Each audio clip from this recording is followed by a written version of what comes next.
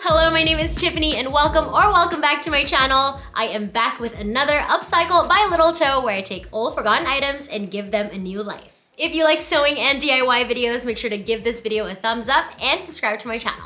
I'm gonna be doing something a little bit different today. I'm gonna be making a dress for my friend Ilda, and I've made her a few things in the past, but I wanted to make her something extra special. Ilda and I met when we were both cast in the national tour of Cinderella, and we also quarantined together, so you may remember her from some of my previous videos. But fun fact about Ilda is that she was in Steven Spielberg's West Side Story that came out in 2021. So in today's video, I'm gonna make her my version of one of the costumes that she wears in the movie. So let's get started. I'm gonna start by doing a little bit of research, and if you're familiar with West Side Story, there is a scene called Dance at the Gym, and this is where the Sharks and the Jets dance battle it out, and I specifically wanna make her the dress that she wears in this scene. I'm gonna be referring to the movie, and I know she also posted a bunch of photos in this costume on Instagram, so I'll also use those photos as reference as well. This is the scene from the movie I was talking about, and this image was shot for Vogue, and this is Ilda right here. Here is a still I found of the scene, and this is Ilda here, and it's a little hard to see her dress, so I'm going to use her Instagram photos to look at the details. It is a midi-length sleeveless dress with a U-shaped neckline, and there is a scalloped texture on the dress that is created by sewing individual rows of lace that overlap slightly. I think I have a pretty good idea of what the dress looks like, but I'm gonna make my version a little bit different. I've decided to make my version a mini dress instead of a midi dress because I think it's just going to be a little bit more wearable and not look as costumey since the original dress is pretty period specific. If you've seen any of my other videos, you'll know that I always try to create sustainably and I try my best not to buy new fabrics. And I got so lucky and I managed to thrift everything I needed for this dress. I thrifted this tablecloth that is literally the perfect color. There's a little bit of texture on the tablecloth and it's pretty lightweight but not see-through. I also thrifted this pink sheet that I'm going to use as a lining, and I found this scalloped lace at an antique mall. Here is a close-up of the lace, and I only paid $12 for this entire spool of lace. I'm going to be using this pattern by Simplicity to make the base of the dress, and based on the measurements in the back, I'm going to make this in a size 12, and I'll start by tracing out the pattern. Tracing out patterns may seem a bit tedious, but I personally like to trace out my patterns so I can keep the original pattern intact. This allows me to reuse the pattern multiple times in more than one size.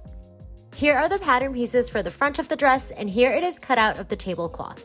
So the neckline of this pattern is pretty high, and I want my dress to have a lower neckline, so I'm gonna go ahead and make that modification. I'm gonna create a new neckline by deepening this curve, and you should have something that looks like this.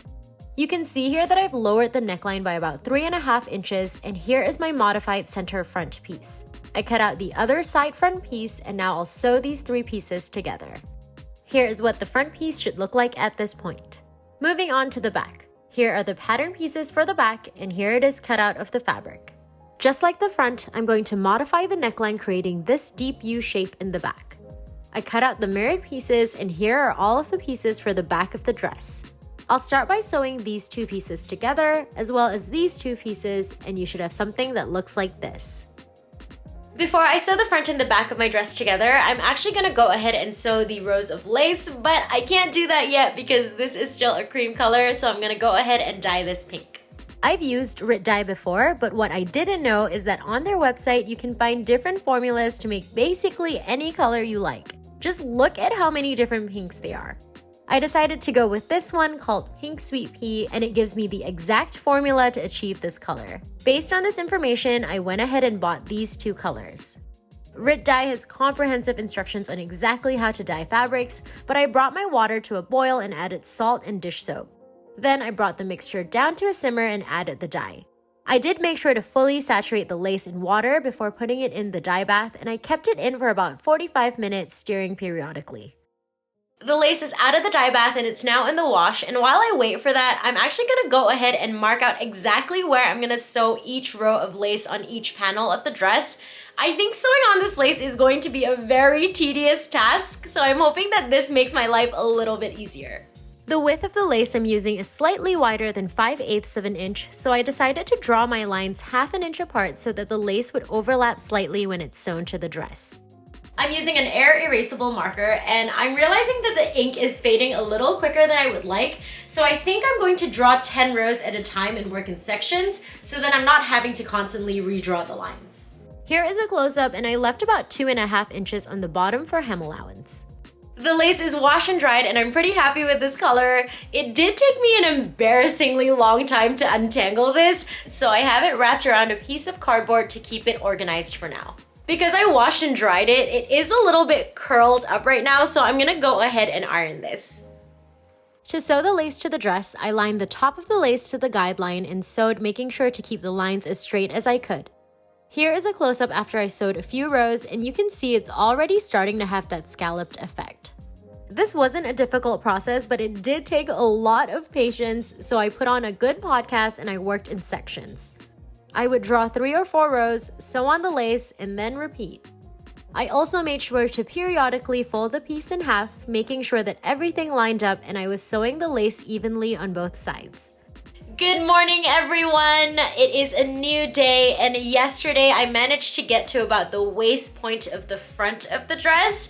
Let me just show it to you because I am so happy with how it turned out. It's looking pretty good.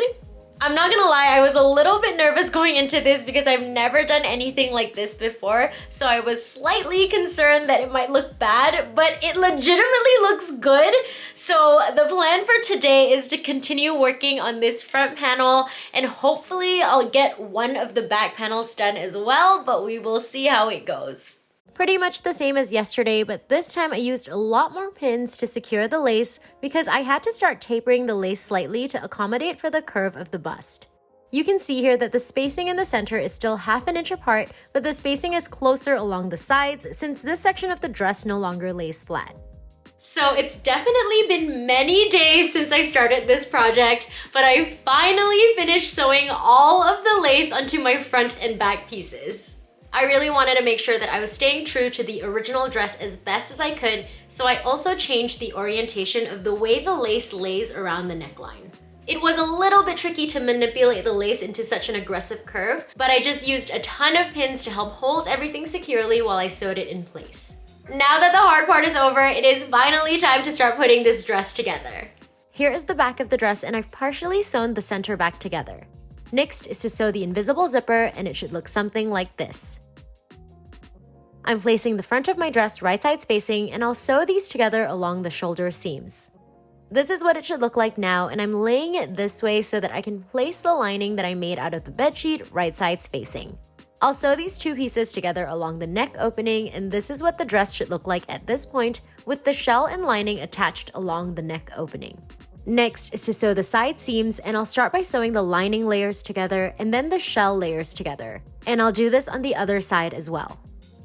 This is what the dress should look like now, and I've also sewed the lining to the zipper, and you can see how neat and clean the inside looks like as well. Next is to hem the dress, and I hand sewed the shell layer so that there wouldn't be any visible stitches, and I used my machine for the lining.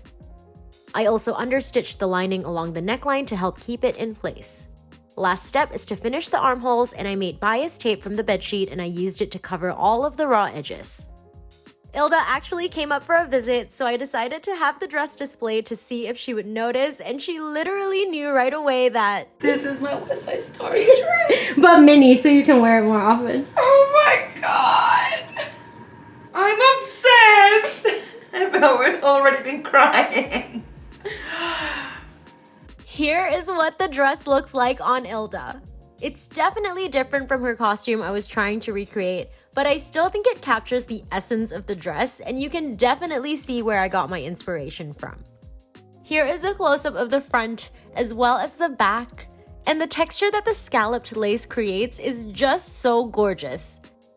I am so happy with how this turned out, and I'm so glad she loves it and how good this is color look on her.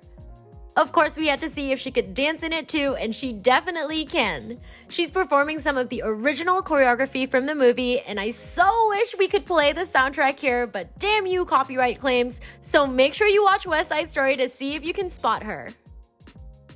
I hope you all enjoyed this video. I think Ilda looks absolutely stunning in this dress, but let her know what you think in the comments below. I'm gonna be posting more photos of this dress on my Instagram, so make sure you're following me there. If you liked this video, make sure to give it a thumbs up and subscribe to my channel. And as always, thank you so much for watching.